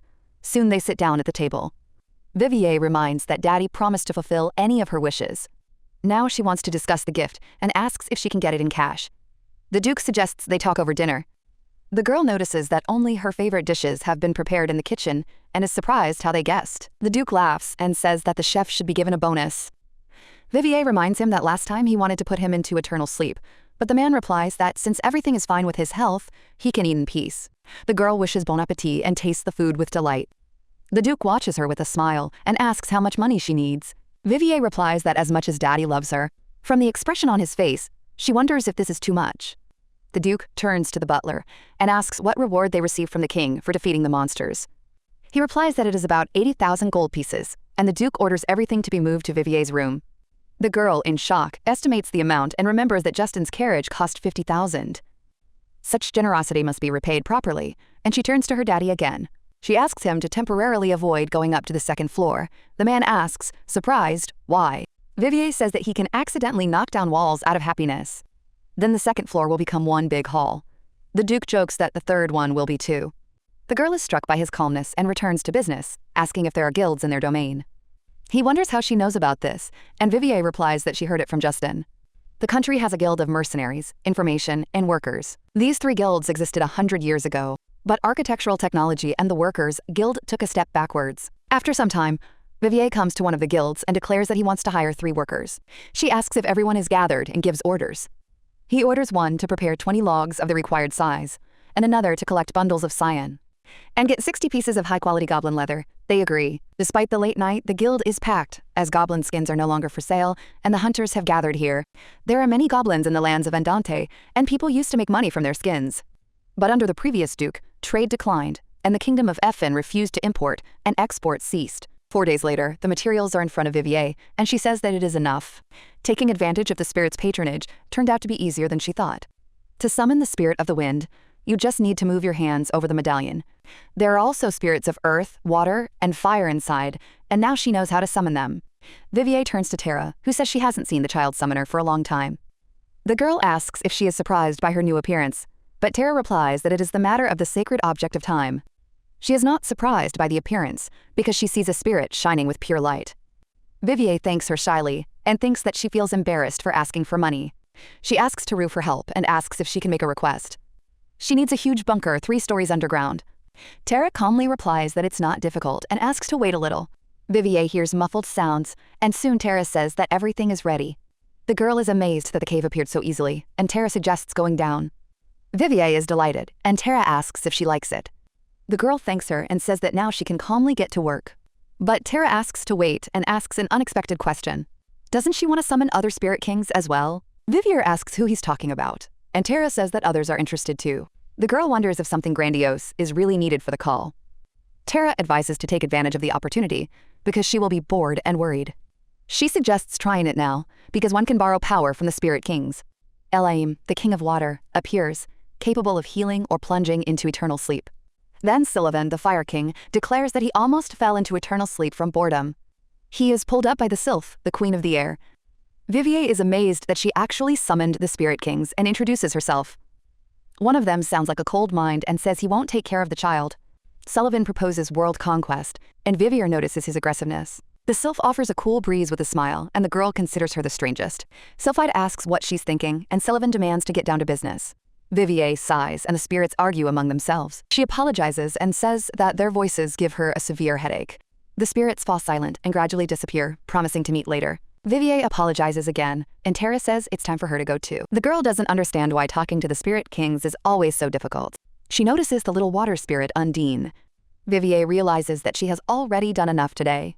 Putting her hand in her pocket, she remembers that there is one place she needs to look before returning to the castle. Turning to Sylph, she soon approaches one of the houses. At this time, the man returns home and complains that he must have eaten something wrong while drinking, because he has a terrible stomachache. A man notices a lady at his door and warily asks who she is and why she has come at such an hour. The girl takes off her hood and reminds him that they haven't seen each other for a long time, and that last time he sold her a dagger. He wonders if this is the same salesgirl, but Vivier immediately says that she has a favor to ask of him and gets down to business. The man agrees and thinks that she wants to buy something strange again. Vivier asks if he knows how to make pipes because he wants to order them from him. The key falls out of his hands in surprise, but she calmly offers 500 gold pieces immediately and another 500 after the job is completed. The girl notes that the city has drains and a good sewage system, but there is no running water, so she wants to create something completely new. The man asks for more details, and Vivier says that a special water tank is needed. If you install a barrel above your house, water will be available without any extra effort. A network of small pipes needs to be run to one large one connected to the reservoir, and she asks if he can do it. She adds that everything is drawn in detail in the drawings, asks to keep it a secret, and start work as soon as possible. The man calls out to her and asks her to wait. He asks the name of the architect, and Vivier, turning around, calmly states his name. She soon returns to the estate and thinks that if everything works out, she will have time to build another house before Eliza returns. As she goes to bed, she feels tired from talking with the Spirit Kings and from going to the blacksmith. In the morning, the maid wakes her up, but Vivier asks for another 10 minutes. The woman says that his lordship will not wait, and the girl wonders why her father is waiting for her. It turns out that Adagios' family is leaving tomorrow, and the Duke wants to have dinner with everyone. Vivier realizes that it is time to say goodbye to them. She was so engrossed in the construction that she didn't even notice how quickly time flew by. Jane says she has more good news. Soon she will be able to see Lydia and the nanny. Lydia and the nanny are leaving the capital and will probably be here in 3 weeks. Vivier is happy, but he understands that the house is not ready yet, and he is wondering how to make it in time. She asks about Eliza's husband and is told that he will be able to return home in 2 weeks. The girl sighs with relief and thinks that with the help of spirits she could speed everything up. But Erickson had no experience, although she saw real fire in his eyes. She needs to visit him again next week. But for now, she is happily looking forward to meeting Lydia and Eliza. Jane takes her hands and says that in the letter, they were afraid that the lady would forget their faces. Vivier assures that this will never happen. Jane asks if she will forget her if she leaves, and the girl confidently answers that she will not. Jane is very dear to her, and she wants to share delicious food with her for the rest of her days. The maid hugs her and says that she is happy to serve such a sweet mistress. Vivier laughs that she can't breathe, and Jane goes to get some water. As soon as the maid leaves, Vivier hears a familiar voice and sees Sylphide. The Wind Queen asks with a smile what to do for her, and the girl clarifies whether it is really Sylphide. She says that Vivier became even cuter in her childish form, and the girl is surprised by their sudden appearance. Someone asks Sylphide not to scare the child, and she apologizes. Vivier realizes that Tara and Elime have also arrived. She even wonders if she is falling into an eternal sleep from all this. But the spirits say that they came with an idea, and there is no need to be nervous. Meanwhile, the Duke's brother's family sits at the table, and Medina realizes that this is their last day. Everything didn't go according to plan, and she doesn't understand where she went wrong. Usually her feigned kindness worked, but not now. Her mother scolds her for her habit of biting her nails, and the girl apologizes. The father notices that Vivier is late, just like her brother, and the mother asks him to wait. She is confident that once the Senate supports Justin, they will be able to hold their heads up. Soon this place will be theirs, and there is no need to be upset. Medina understands that she can only rely on herself, and today is her last chance. Vivier arrives and apologizes for being late. She says that Dad will be late because of work, and Medina's mother sarcastically remarks that Vivier is always late. She asks how dare she keep them waiting. Medina says it's a shame they can't see each other often anymore, and Vivier greets her politely. The mother adds that Vivier is lucky to have caring Medina. Although she herself does not enjoy her company, for some reason her daughter is drawn to her. Vivier sneezes and the woman wonders if she's laughing at her. She accuses the Duke of lack of discipline and hints at bad upbringing. Suddenly the voice of the spirit sounds, and Vivier understands that they are nearby. Sylvan offers to give the order, and he will immediately fry the offender. Sylphide says that a beauty should hear only compliments. Vivier whispers gratitude to the spirits and asks them not to interfere. One of the spirits says that they always want to be close, but they don't know how it affects her, so they don't show up unless necessary. Ram had previously introduced himself as the intermediary of the Spirit Kings. It is designed to connect Vivier with the 4 kings telepathically. The girl is surprised and realizes that her head no longer hurts. Now that the spirits support her, she decides to ignore the rest. She turns to Justin and asks if he understands what he is saying. Or he's just upset that her title will be higher. Medina grabs her mother, and the Duke's arrival is announced. He apologizes for being late and takes his seat. Vivier notices the scent of flowers and the beautifully set table. Everything looks perfect, except for a couple of unpleasant people, but she's going to eat quickly and leave. Her gaze falls on the lemonade, and she decides to definitely try it. The Duke asks her to take her time and offers to help, but Vivier says she can handle it herself. He notices that her hands are small and the cup is heavy. The maid offers to support the cup, but the Duke refuses. Vivier doesn't understand his sudden concern and takes a few sips. She thanks him, and her relatives are shocked by what they see. They don't believe that this is the same Duke. The Baron cautiously says he would like to raise the issue of funding again. The Duke reminds that he will not receive any more money. The Baron says that he is also the head of the family, and it is time for Medina to study at the academy. He admits that their situation is difficult, but he wants a better future for his daughter. He appeals to the Duke's paternal feelings, but Vivier suddenly declares that she is fine. Her mother pulls her up, saying that adults are talking. But Medina says she has something to say. She declares that instead of the academy, she wants to become a servant in the castle. Her father is stunned, and Medina says that she wants to be closer to Vivier and get a profession. She asks the Duke to take her on as Vivier's governess and maid. Vivier is shocked and doesn't understand what this means. The Baron's expression made it clear that this was Medina's decision. He asked if his daughter understood her words. Medina says she doesn't need special conditions and won't cause any problems. She turns to Vivier and reminds her that she said she liked her. Vivier honestly answers that this is not true.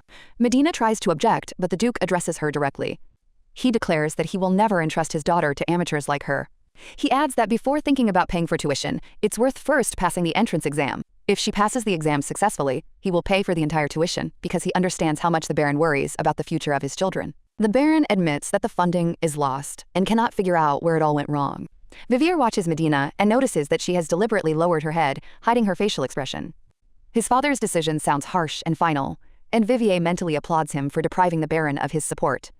He remained adamant even when trying to play on the children, and in her eyes, that was worthy of respect. At this point, The servant apologizes for interrupting the meal. He reports that the orders have been completed, and the butler asks whether to begin now, to which the Duke calmly agrees. Vivier notices the approaching horses and tries to understand what is happening. Justin jumps up and points to the bull emblem. This is the mark of a Lamborghini master, and Justin's father can't believe his eyes.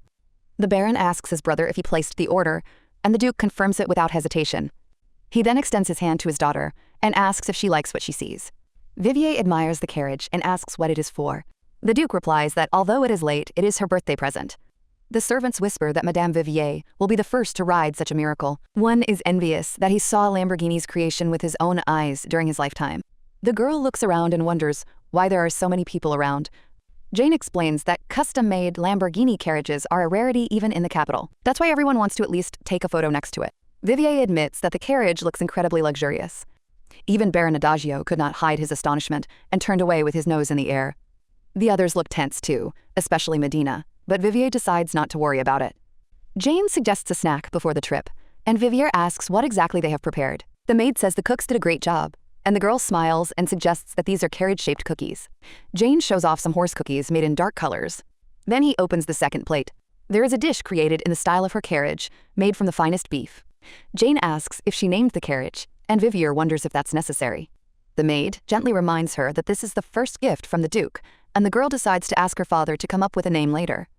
Soon the Duke says that he has been waiting for a long time, and Vivier happily replies that they can go.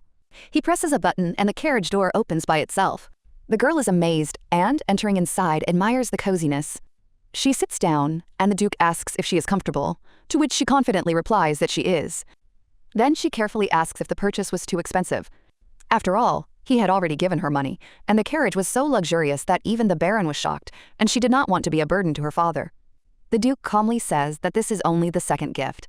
And he adds that he could buy several more of these carriages, and it would not affect his condition in any way. Vivier realizes how rich her family is and is amazed by it. But she admits that sometimes it seems to her as if there is an invisible wall between them. The father is surprised and asks if she really feels that way, and she confirms. She feels too perfect around him, and at that moment the spirit conveys the words of Sullivan, who is troubled by what he heard. He claims that he doesn't see any wall, and Vivier understands his self-confidence. Elaine clarifies that he is talking about a mental wall, and this sounds much more accurate. The girl admits that it embarrasses her a little, but it seems that her father likes everything. Later, she thanks the spirit for bringing the straw and asks for help with another important matter. She asks to dry the straw, and the spirit agrees. At first, the construction was difficult, but thanks to her past life experience, she quickly got the hang of it. The frame is already ready. All that remains is to prepare the white soil, similar to the yellow clay that Tara talked about. The arms are tired, but a strange feeling of fatigue and tension appears in the legs. Tara conveys that she is sorry she cannot help more. Vivier replies that everything is fine, realizing that spirits cannot move objects. Sylphide regretfully says that with her power everything would go faster, but Vivier confidently replies that she must cope on her own. The Spirit Kings called her soul pure and bright, and she is grateful to them for their support. Knowing who they really are, she doesn't want to ask them for little things. She remembers that she still has one more important thing to do today. Vivier asks Sylph to take her to Eliza's house after finishing the job. She had only recently met Erickson and was afraid to put pressure on him for fear of demotivating him. If everything goes according to plan, a construction sign should be erected at the site. Seeing him, she is surprised that everything is already ready to begin work. The sewerage system was done well, and she didn't expect such preparation. However, it is necessary to lay straw between the frames and apply at least one layer of plaster. 3 layers would have made the house stronger, but then without the help of spirits, the construction would have been delayed, especially if problems with the pipes arose. She greets Erickson, and he is glad to see her, calling her Mrs. Architect. He looks tired and admits that he didn't leave the place, waiting for her. Vivier realizes that she hadn't thought through the meeting in advance, since she usually came at night. She apologizes and says that they should have agreed on a time. Erickson replies that this is not a problem, but the problem with the water structure needs to be discussed urgently. If this continues, the residents could suffer, and Vivier doesn't see how a project designed to help people could harm them. He shows a map and explains that the people of Lone Town get their water from a well or a stream. If you install a water supply from there, the water will eventually run out. This means that we need to find a new water vein with a large supply. But only the spirit of water can grant such a vein, and he doubts that it will help. Vivier understands that they are talking about the spirit of water and remembers Elaim. She wonders if she can ask him, feeling that he will be the hardest one to come to an agreement with. She turns to him with a request to help find a water vein. Elaim calmly replies that it is easy, and Vivier is happy. But he adds that he won't do it just like that, and Sullivan is outraged. Sylphide calls it unfair. Tara wants to help, but the water spirit remains adamant. He says that he is not her custodian, so he has the right to set conditions. Vivier is embarrassed to hear about the condition, as she has never encountered such a thing before. But she decides that this is better than helping for free, and agrees to fulfill his request. Elaim says that he will inform about his desire later.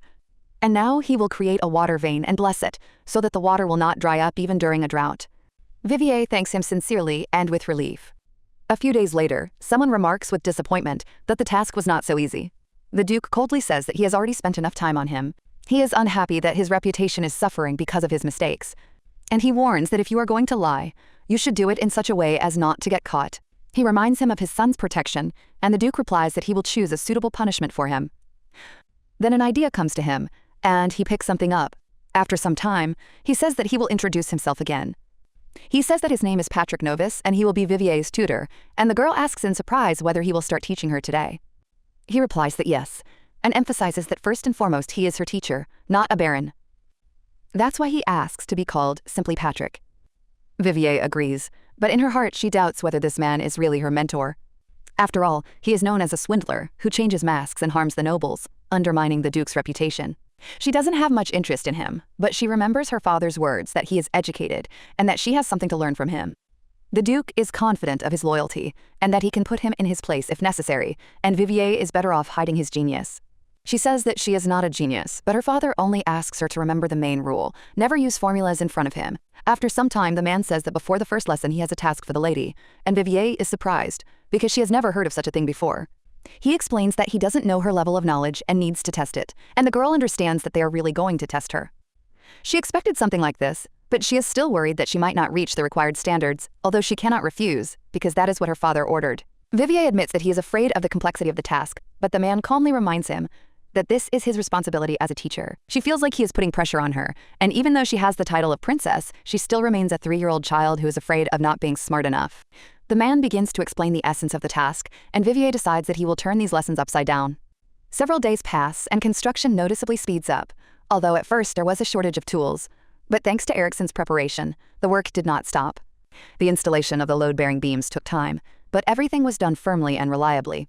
Today she plans to finish laying down a leather tarp treated to be waterproof. The Queen of the Wind Spirits enthusiastically remarks that the day is special and is ready to do everything for her, but Vivier thanks her and continues on her own.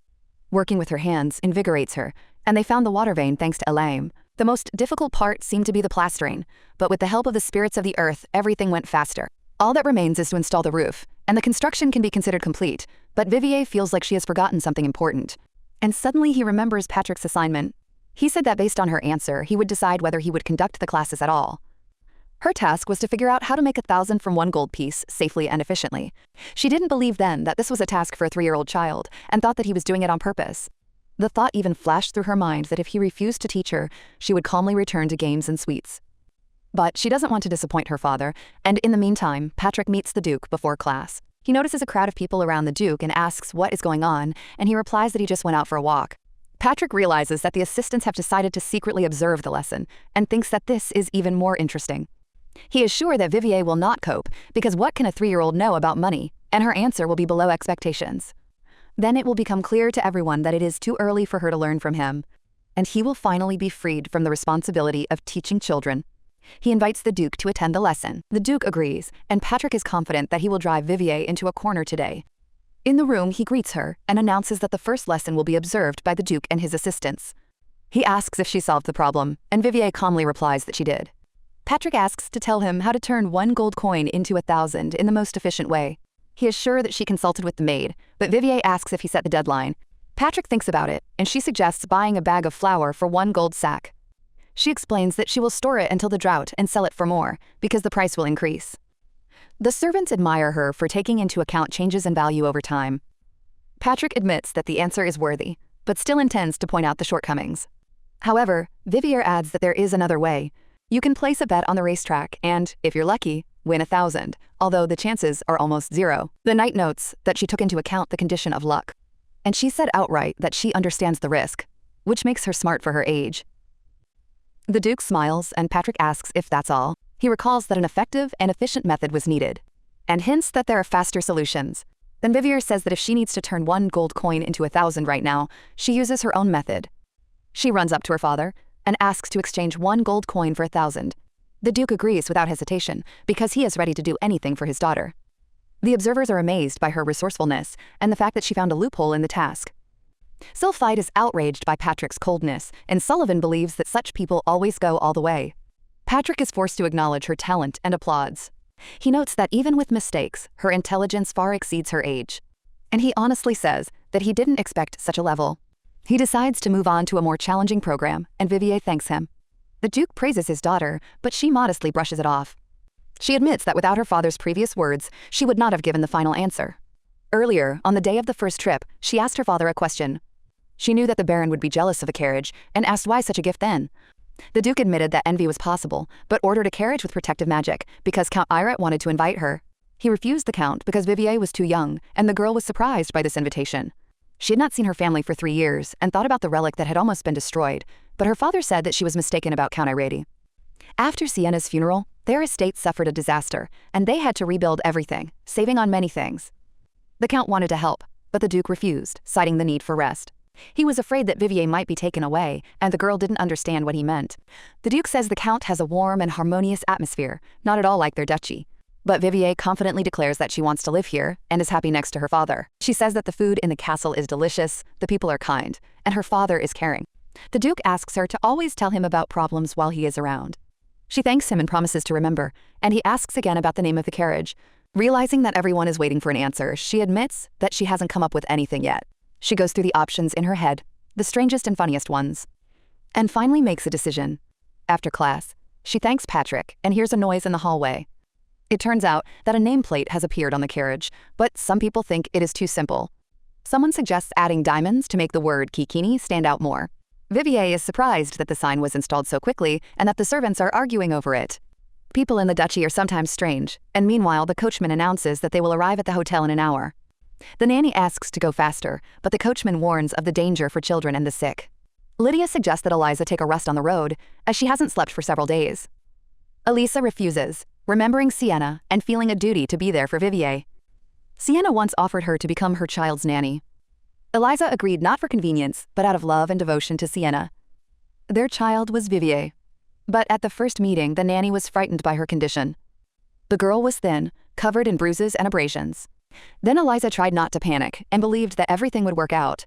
Now she has vowed never to leave her mistress and thinks about how she lives now. Later, Jane asks if Vivier goes to bed too early, but she says she's tired. The maid notices that she has been sleeping too much lately, and Vivier is amazed at her intelligence.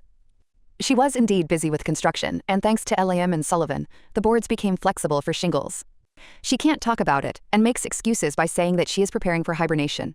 Jane jokes that you then need to drink vinegar to help the food digest. Vivier suggests going for a walk, and the maid happily prepares clothes. In the hallway, the girl notices that it is cold outside but warm inside. Jane explains that the castle is protected by temperature magic, and it is comfortable here in the summer too. Vivier is proud that her father actively uses magic, and he hopes that one day people outside the castle will also live in warm houses. Suddenly, she hears a loud argument and tries to figure out who is arguing. One accuses the other of meanness, the other responds with counter-accusations of theft. Jane whispers that they need to leave, but Vivier asks them to wait. She tries to recognize the voices and hears the name Geron Ostas. The girl guesses that Patrick is nearby and his opponent insults him as a fraud. Someone even spits on the floor, and Vivier is outraged by such behavior of the nobleman. Suddenly, one of the men moves towards them, and Jane grips the girl tighter. She picks Vivier up and quickly carries her away, and on the street asks if they were noticed. Vivier insists they haven't been noticed and awkwardly asks if she's heavy, but Jane gently replies that she's not at all. The maid reminds her that it is impolite to eavesdrop on other people's quarrels, and the girl apologizes, explaining that she did not know when they would stop. Jane admits that she knew about the strained relationship between them, but did not expect it to go this far. Vivier cautiously inquires about why they have a bad relationship, realizing that such things cannot be simply ignored, and Jane doubts whether it is worth telling the lady about it. But since Vivier asks, she tells him that 4 years ago, Baron Novus sold half of Baron Ostas's fortune. Rumor has it that he was later deceived and humiliated by swindlers, and Patrick only coldly remarked that money is useless in the hands of someone who does not know how to manage it, and Vivier is surprised that his father hired him anyway. In class, he didn't seem like a bad person to her, and Jane assumes that the Duke saw value in him, even if Baron Novus had sins. Embezzlement is a serious charge, but if her father hired him, then he had his reasons, and Vivier decides to pretend she didn't see Baron Ostas. Moreover, he is a suspicious person and is closely connected with Baron Adagio. But she understands that you can't judge people without knowing the whole truth, and tells Jane that she'll go to bed in 10 minutes. She only has a few days left to take care of important matters, so she needs to get some rest. A couple of days later, Patrick comes to the Duke early on a Sunday morning and is asked if he could come later. He replies that he wants to discuss something important about the young lady and hints that the Duke has hidden some information about her from him. Patrick reminds her that he spoke of her outstanding intelligence and suggested a program for 6-year-olds, and from the Duke's reaction he understands that he is not telling her everything. Even in the presence of his vassals, the Duke personally observed the lesson, as if checking how his daughter was hiding her abilities. Patrick notes that one shouldn't be surprised by her talents, since she inherited her parents' blood. The Duke is renowned for his genius, and his wife was an outstanding manager, so his daughter's abilities are natural. He asks if he is too unreliable to know the truth, and hints at Vivier's origins as the daughter of the Areta family. The Areta family holds sacred relics and is rumored to influence crown decisions. Using the relic can cause a person to fall into an eternal sleep, as interfering with the course of events requires tremendous power, and Patrick hints that Vivier may be connected to this. He is outraged that his ability to recognize talent has been questioned. The Duke coldly warns that if Patrick continues to waste his time guessing, the punishment will be severe. Patrick tries to justify himself, but servants burst into the office with news. A new house has appeared on the site of Eliza's destroyed house, and it even comes with a drawing. Last night, Vivier saw the house from the outside for the first time and was delighted with the result because it turned out beautifully. She goes out and meets Erickson, who is still working. He returns to finish the plumbing and says with delight that this is the first time he has seen a house built with his own hands. Vivier understands that after architects were once plunged into eternal sleep, people were afraid to build anything new. She asks if anyone has been interested in his work, and he says no. He promises to keep everything a secret, otherwise the lady will be unhappy. The house is almost ready, only the plumbing needs to be finished, and Vivier thanks him. She decides to leave the plan so that even the homeless can build their own homes, and Tara says her concern is inspiring. Eline remarks that she resembles a source of water for people, and Sylphide calls her by name with a smile and respect. Vivier hopes that her work will help her father and that Eliza will be happy in her new home. She mentally wishes safe homes for all the inhabitants of the duchy, and the Duke orders the surrounding area to be checked. Meanwhile, Vivier lies in bed and realizes that the house is finally built. She dreams of Lydia and Eliza's return, but Jane informs her that the morning meeting has been cancelled. The duchy is in an uproar over the sudden appearance of a house. Vivier realizes that he has been noticed. The blacksmith is interrogated, but there are no suspicions, and the girl breathes a sigh of relief. She wants to make sure that the house goes to the nanny and goes to her father. In the castle, everyone is talking about the house, and the atmosphere is tense, even on a day off. Vivier asks if he can see Eliza's house. The Duke replies that there is an investigation underway, and she is worried that it will be torn down. By law, everything on the property belongs to the owner, and after verification, Eliza will be able to live there. But it's not possible yet, because there is no furniture or even a bed in the house. Vivier realizes she hadn't thought about it at all. She offers to buy furniture as a gift because the nanny took such good care of her. The Duke supports the idea and wants to make a gift too. He believes that Eliza deserves a home where she can rest peacefully, and Vivier happily calls him the best dad. She is surprised by rumors of his cruelty and the spirit jokes, reminding him that he is also good inside. The Duke mentions that Baron Novus noticed her abilities, although he does not know about the formulas. Patrick realized that her intelligence was superior to that of her peers and gave her a new task. We need to solve the problem of goblin leather in Iverton, which has become less popular. With export problems causing stockpiles to pile up, particularly in Andante, Vivier is struck by the scale of the task for a 3-year-old. The Duke says that Novus is not indifferent to this issue, but asks his daughter not to be upset. Soon the furniture maker Henderson comes to her with his daughter Iris. Iris introduces herself modestly, and Vivier notices her age. The girl is shy, and Vivier offers to treat her to some cookies. She insists that they eat together and then offers to discuss the details. Vivier talks about the nanny house and shows his drawing of the furniture. The furniture maker sees the scribbles but understands the idea and clarifies whether the drawing needs to be strictly followed. The spirits joke about her artistic abilities, and she explains that it is a diagram. The master asks about flowers, and Vivier thinks. She suggests a single color for each room and admits that she hasn't been in a house yet.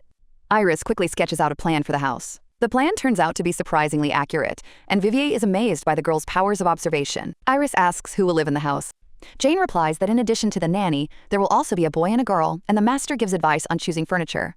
He recommends dark shades for longevity, and Iris agrees. She notes that white walls and large windows will make the house bright. The master asks why Vivier chose a leather sofa, and she replies that it looks luxurious and durable. But leather is in short supply, as the Kingdom of Yemen has stopped exporting it. With 3 months to wait, Vivier is looking for an alternative. The craftsman suggests fabric upholstery and asks if she would like to know more. He explains that the fabric requires multiple layers of processing and a cover. Vivier thinks because the fabric gets dirty quickly. And suddenly he suggests using Koblenz leather from construction. It is waterproof and does not rot, and the master is amazed by its properties. He is struck by the idea of using it for furniture. Moreover, there is a lot of it now and it is cheap, which will reduce costs. Vivier realizes that she has also solved the goblin skin quest. She praises Iris for her excellent work. Iris says shyly that she learned everything from her mother. Vivier asks why she came today and learns about her family circumstances. Iris tells of Schrazel, an island land of rain and rich materials. Vivier remembers this information, feeling its importance. A few days later, the competition begins and Vivier enters the kitchen. She greets Chief Hans and thanks him for the delicious food. The kitchen staff were touched by her words. They promise to make the best dessert, and Vivier is embarrassed by all the attention. She asks Hans for help. She wants to cook something herself, apologizes for disturbing, but says it's important. The cooks support her request. Vivier feels awkward. Hans agrees to help and puts her request first. At this time, the Duke is informed that nothing dangerous was found in the house. But the drawing raises doubts since it may be one of the prohibited ones, and the use of cheap materials is also alarming. One of the men remarks that everything looks too perfect, which makes it doubly suspicious. But the Duke understands that empty doubts are only a waste of time.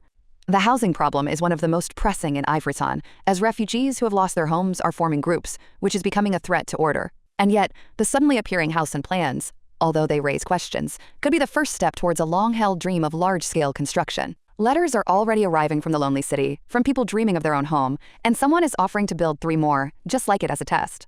And then continue construction near the city, but suddenly everyone turns around, hearing a noise. The Duke asks what happened, and at that moment he is addressed as a father. It's Vivier with a plate of cookies, and one of the servants awkwardly apologizes, saying there's an important meeting. The girl understands that she is intruding, but they are discussing Eliza's house, and so she decides to enter. With tears in her eyes, she asks if she really ruined everything by pretending to be naive, and explains that she baked cookies so that her dad wouldn't be hungry. The Duke coldly asks who dared to look at his daughter with displeasure. Everyone immediately falls silent, and he assures Vivier that she hasn't disturbed anyone. He asks where the cookies are from, and when he hears that she baked them herself, he smiles, considering it a special gift. The girl asks to share with the others and carefully asks if she can be around him more often. The Duke allows her to stay and the meeting continues, with Vivier deciding to listen carefully. Soon, a dispute breaks out about the fact that if the knights are sent to build houses, the castle will be left unprotected. Others talk about the need for experience and calculation, but the conversation turns into an emotional squabble. Vivier notices that the adults are arguing but cannot come to a simple decision. She's glad no one is against the nanny house, but she notices Patrick giving her a strange look. The girl thinks he's waiting for cookies and asks Jane to bring him some. Patrick is surprised, and the Duke looks at him as if warning him to be grateful. Vivier realizes that the meeting has reached an impasse and decides to direct it herself. She asks her father if only knights can build houses. He replies that they need workers, which is why they want to attract knights, but the girl suggests hiring the unemployed. She remembers goblin hunters who were left without work due to problems with goblin skin. They are strong and could build houses, and the knights would continue to serve, and the Duke smiles approvingly. The participants admit that the idea is excellent, although it will require organization, and the hall bursts into applause. The Duke praises Vivier and offers a reward for her contributions. She voices her wish, and those gathered are amazed at her intelligence. Some admire her decision, and some even praise the cookies, but one man understands that her reputation is rapidly growing. If this continues, Justin will find himself at a disadvantage, since the support of the vassals is already on Vivier's side. He doubts that anyone would sincerely support the arrogant Justin for the sake of an alliance with Baron Adagio. He thinks about Medina, his secret daughter, and decides to take her to the castle after the academy, even if it will cause discontent. At this moment, someone sarcastically hints at hidden secrets, and the look in his eyes reveals the traitor in him. Patrick asks Baron Ostas what made him so happy. The Baron accuses him of treason and hypocrisy, calling him a criminal. Patrick calmly replies that he could justify himself, but he has principles, and he only exploits people's weaknesses. He hints that if the Baron's allegiance to another ruler is revealed, the consequences will be serious. After this, he leaves, and the Baron anxiously wonders how much he knows. Meanwhile, Vivier is getting ready for a walk and is happy with the reward from his dad. She is accompanied by 3 people, and she asks not to be called mistress. She asks to be taken to the nanny's house. On the way, people discuss the resumption of construction. The townspeople hope to live to see the new houses, and the city is lively. Vivier is happy looking at the house she built. The house is open to visitors until the nanny arrives. Everything inside is well thought out. There is even a sink and toilet, and for Erickson, this was the first such experience. She wants to thank him and notices a girl who suggests going to the market. Vivier takes her hand, noticing the difference in their clothes. They enter the studio, and the owner greets them. She notices 3 knights behind her. The maid explains that they are accompanying their sister, and the mistress grumbles with displeasure. Vivier asks the knights to wait outside. They agree and explain to the hostess that it is just a dialect. The girls begin to examine the dresses. Vivier chooses one and offers to try it on. She admits that she wants to buy her sister some clothes. The maid is touched but refuses. The hostess convinces her to accept the gift from the bottom of her heart. The dress really suits her. Vivier is amazed by the salesman's talent. While the maid is changing, she asks a question. She wonders what the belt is made of. The owner explains that she made it herself from 2 types of leather. Vivier is amazed that clothes can be made from any material, and asks to tell something else. At this time, Eliza arrives. She is welcomed at the castle and is glad to return. But she is immediately summoned to the Duke. They serve her tea, and she gets nervous. She thanks his lordship, noticing that he seems softer. The Duke decides to get to the main point. He reminds her of his promise to let her stay in the castle. And suddenly he says that there is no need to stay any longer, which horrifies her. She is afraid that she will become a wanderer without a home. Does this mean the end of her service to Vivier? But the Duke rarely changes his mind, and she is ready to obey. She asks to see Vivier just once. The Duke clarifies that she was misunderstood. There is now a new house on the site of the old one, and this is a gift of gratitude. Eliza doesn't believe that someone built a house for her. The Duke asks if there are any guesses. The investigation is complete, and she can move today. Moreover, she remains a nanny and is congratulated on her housewarming. The Duke hands over a handkerchief from Vivier in case of tears. Eliza is touched and thanks the lady. At home, the Duke remarks that he is beautiful. He asks if it is comfortable to ride in a carriage. Vivier understands that he is worried because he chose her himself. She says that she likes the carriage so much that she almost melts with happiness. The Duke gets scared, thinking that the seats have become hot. He picks her up, and she laughs, explaining that she is melting with embarrassment. He asks not to joke like that again. Vivier didn't expect him to be so scared. At this point, Sylphide hints that someone wants to apologize. She teases the fire spirit, who says he was just worried. Vivier mentally asks them not to quarrel, otherwise the glaciers will melt. The Water King jokes that then he will cope with the seas. The girl asks if they are going home. On the way, she inquires about the results of the meeting. Father reports that goblin hunters have been hired and exempted from taxes for 3 years.